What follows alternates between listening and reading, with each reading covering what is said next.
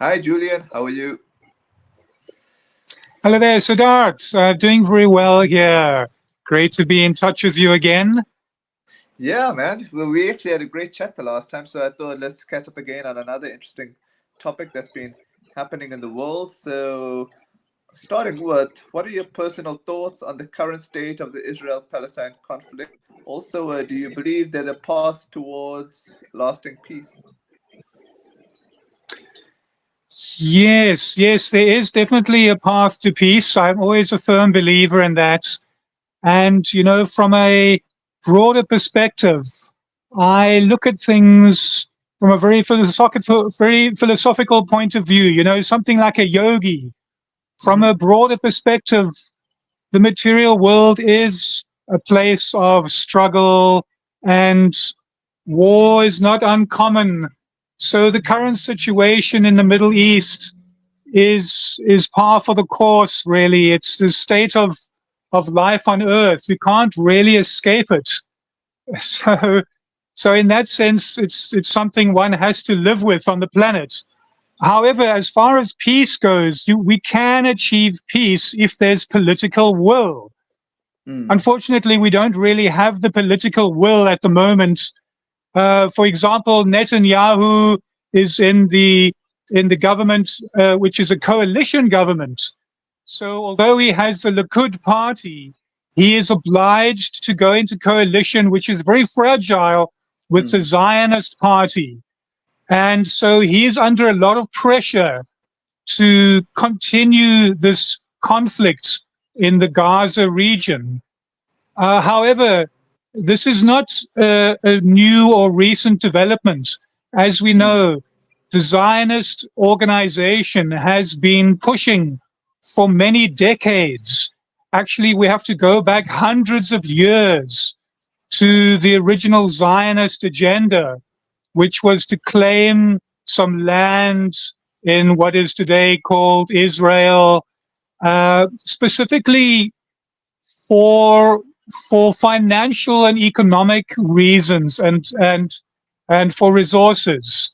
If we go back hundreds of years, we'll see that the Zionists were led by people like the Rothschild banking industry, who were funding many of the kings and the leaders in Europe, and who often fund big wars so that they can maintain their power. It's not so much the people in the presidential seat so much as the Mhm. bankers behind them, who often foment these different types of military escapades for their own financial gains. So the political will is going to be difficult to find to achieve peace, primarily because the presidents and prime ministers may be captured by the Zionist organization behind the scenes, by wealthy bankers to whom they may be obliged.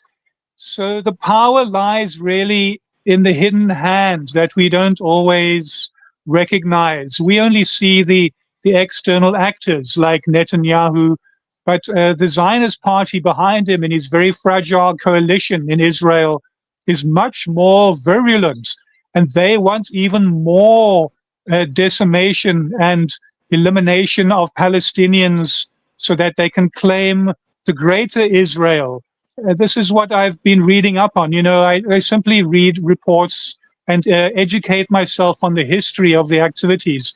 And the greater Israel involves not only taking the land from the river to the sea, it also involves taking a much broader chunk of the Middle East for basically personal political gain, and to appease the Zionist organization, who has had this plan in place for hundreds of years. This is the final act, we could say, in a long plan that's been coming.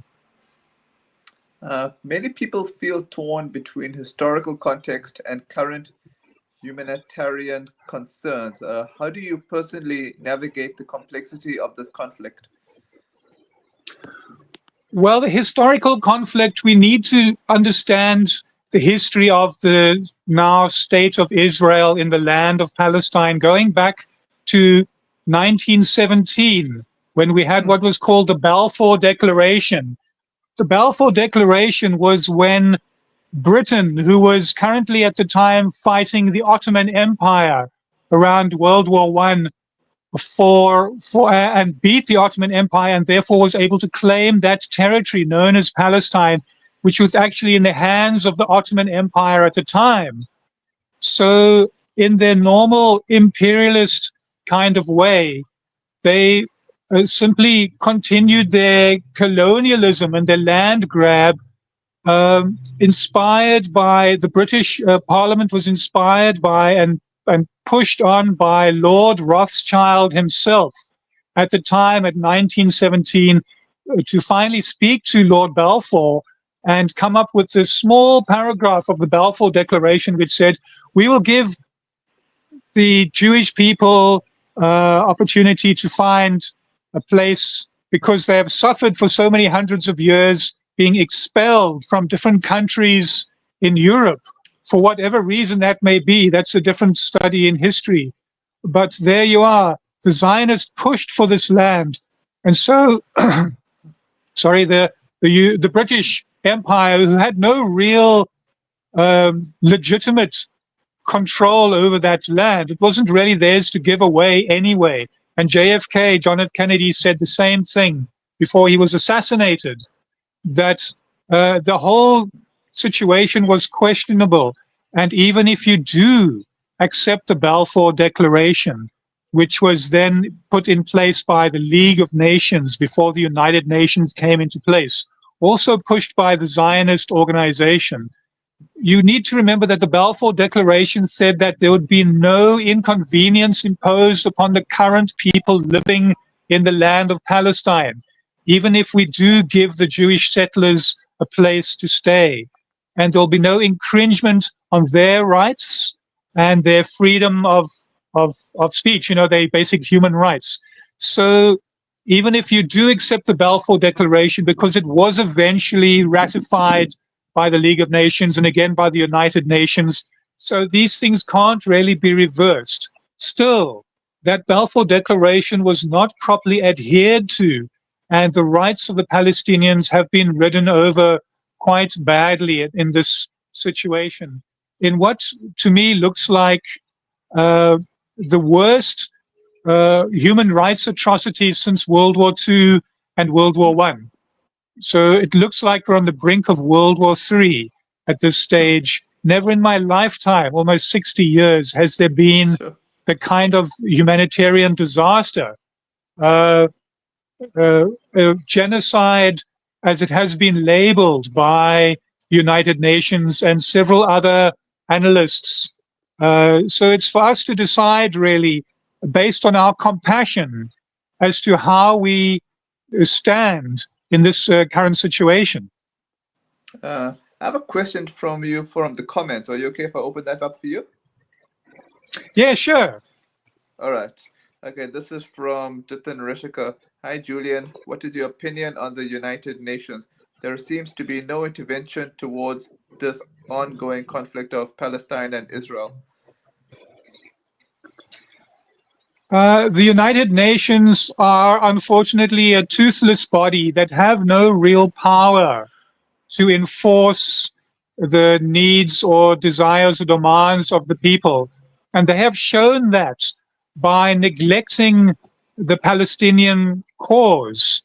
They need to do so much more, but they themselves are captured by the Zionist organization behind the scenes, who is controlling a lot of these large organizations. And so as a result, the United Nations can symbolically state one way or the other at best, but they have no real power to enforce human rights and their own legal standing. We're talking about the Geneva Convention, for example. These things have been, the Geneva Convention has not been adhered to by Israel in its current situation in Palestine. So the United Nations can't really do much. All right. How do you think international media coverage has shaped public perception of the conflict? And do you think it's been fair or biased? Well, the media come in two packages. There's the mainstream media, and then there's independent media like yourself, Siddharth. And unfortunately, mainstream media is also captured by certain elements behind the scenes. And so, Rupert Murdoch, for example, he owns, 6 people in the world maybe own all of the media, the mainstream media companies throughout the world. So their narrative is pretty much tailored to support the agenda, which is being pushed from behind the scenes. And so one can't really trust the mainstream media at all. A lot of fake news and so on. What you can do is turn to independent media. For example, I'm sitting here in the south coast of Africa. I simply go online and there's no excuse anymore. There's plenty of information and the history is there at your fingertips. You can use Google or you can use any AI chatbot and you can come up with all the information you need if you know the right prompts and you know which questions to ask. If you are a little bit informed, you can find out so much more. And even if you simply use YouTube, independent media journalists are doing fantastic work. And I learn a lot of my current affairs information from other commentators, like Colonel Douglas McGregor, who's a retired Trump military advisor from the first administration, will give you clear insight as to what's happening on the ground in a lot of the conflicts that are going on in the world, particularly Ukraine and in the Middle East. Is very well informed, who has worked with the government in the past. I also listen to Professor David Sachs, a Jewish professor in a university in America, who is calling out the atrocities. Because remember, Judaism and Zionism are two different things. There are Jewish people who also object to the Zionist agenda and the extreme right-wing agenda of the Zionist party and the original Zionist movement. And these Jewish people are educated. They know the history of Israel and Palestine, and they themselves are calling this out as something which needs to be addressed. So the independent media will be there. Blumenthal, for example, there are other independent news media outlets there where one can get plenty of information about what's happening on the ground and make an informed decision in that way. So the media needs to be taken very seriously, and independent media is finally rising to the surface and doing the job that mainstream media is supposed to be doing as one of the extra branches to keep an eye on the politicians and keep the people informed as the messenger. So that's where independent media like you, Siddharth, are so important. Okay. What role do you think global powers like the US, the EU, or even BRICS nations should play in addressing or resolving the crisis?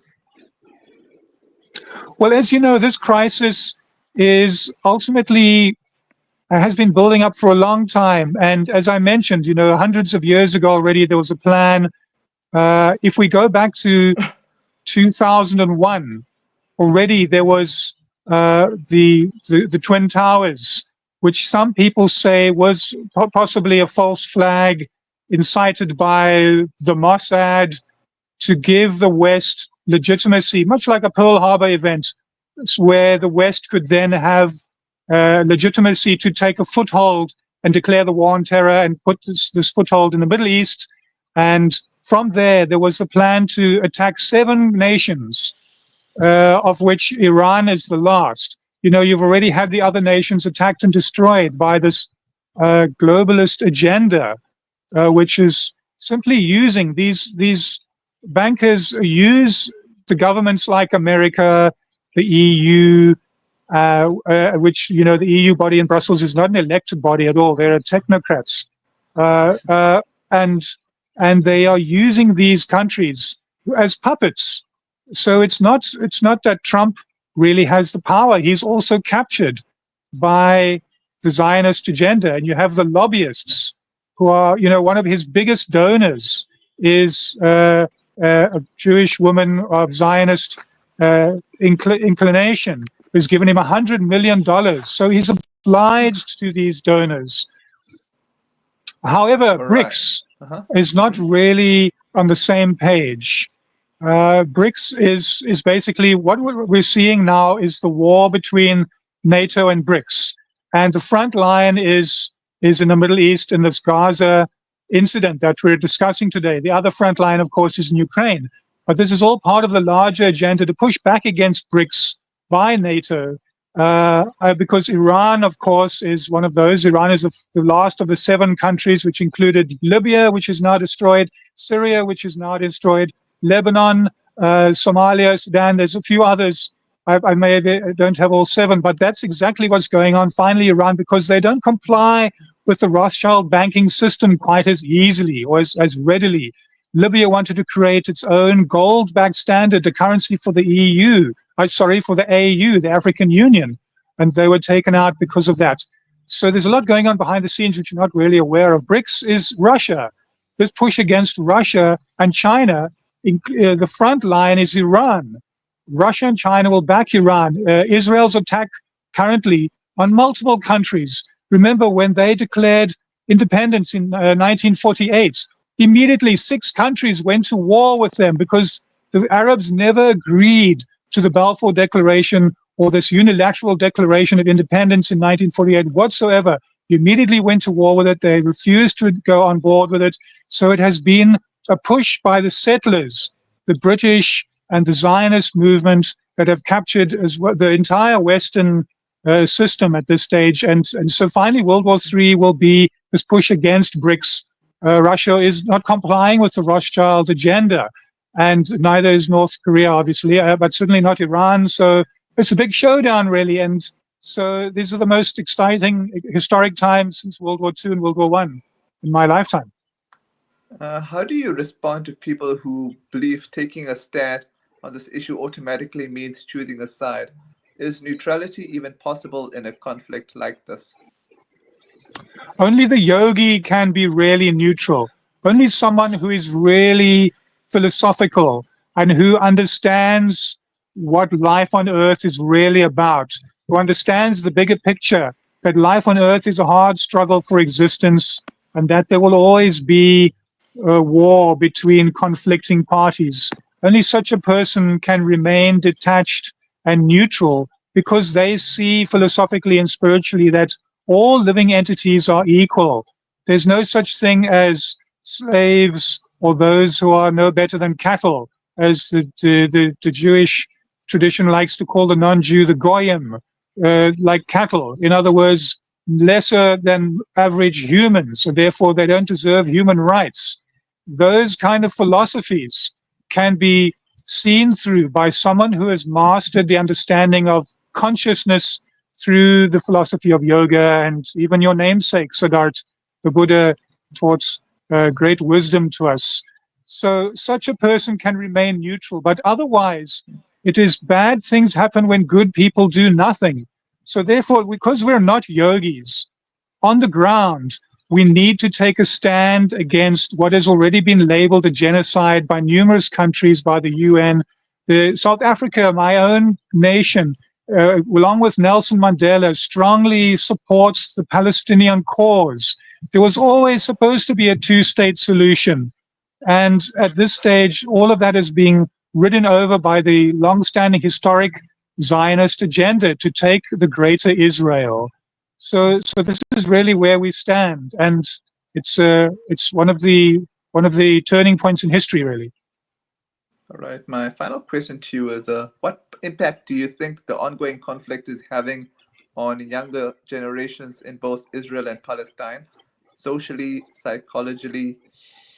Sorry, I mean and politically. Yeah, psychologically, socially, psychologically, and politically. Yeah. The youth are being pushed to despair, because remember, not all Israelis support Netanyahu's push and the Zionist party's push to wipe out all the Palestinians, to corral them in a concentration camp in the far south, so that they have no other choice than to flee into Egypt, so that Trump's casino coastline can be built on the west coast, and so that the oil can be taken from Palestinian, or not only oil, but the resources from Palestinian waters.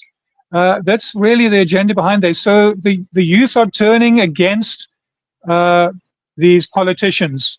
You know, it's taken a long time. The initial invasion, the Gaza war, started almost 2 years ago. Finally, now even the mainstream media and mainstream people, thinkers, and the youth have had enough, and they're turning.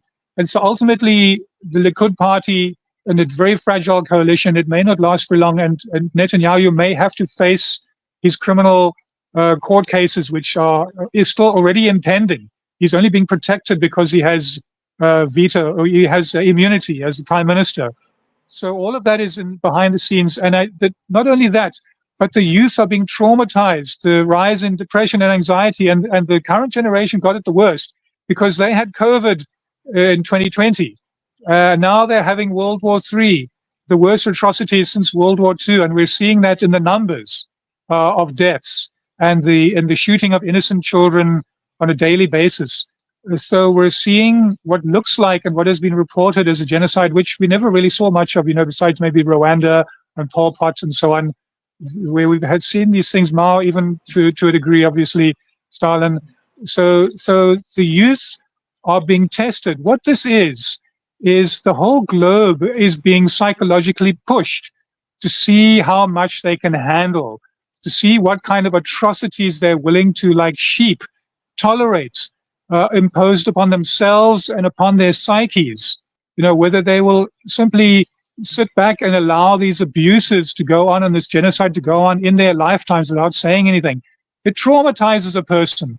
So unless you have a consciousness understanding and a deep philosophical insight and a grounding in philosophy, and like yoga, for example, you will take tremendous strain.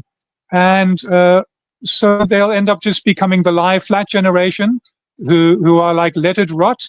They won't follow the leaders. They won't want to go into managerial positions. They'll become seen as the slacker generation because economically they're being pressurized and they see that they have no political power either. Of course, this is a generalization, but that's how I see it at the moment. And I think it's up to the rare individuals who can rise up and stay strong and show strength during these times and support and stability in the most traumatic times that the youth have had to go through since the previous world wars. All I got to say, thanks so much for your time, Julian. All right, Siddharth, my pleasure. Always happy to chat. Keep me informed and we can chat again soon. Take care, man. Bye for now.